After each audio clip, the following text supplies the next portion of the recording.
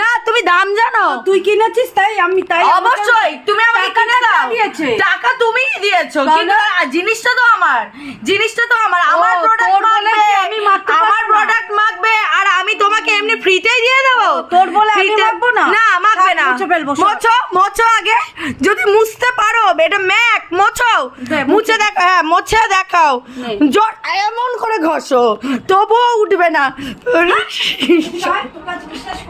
এই তো গেলাম। মা তুমি যদি আমাকে মারো তাহলে কিন্তু খুব খারাপ হবে, আমি বলে দিচ্ছি, গলায় দড়ি দিয়ে দেবো। কার গলায়? আমার নিজের গলায় দড়ি দিয়ে, গলায় দড়ি মা লাগছে, মা গলায় দড়ি দিয়ে কি করবো জানো?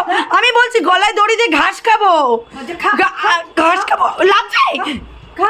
মা দেখো আমি এখানে পুরো সেটকে গেছি, আমি পুরো সেটকে গেছি। তা সেটকাবি না কেন? কথাবার্তা ছিড়ি দেখো, মেয়েদের সামনে অশুভ ছোট লোক একটা।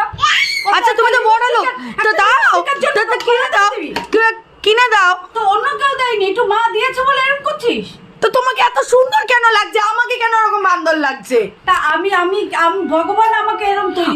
আচ্ছা আচ্ছা আচ্ছা আচ্ছা আচ্ছা, কবি কবি মাসি কবি।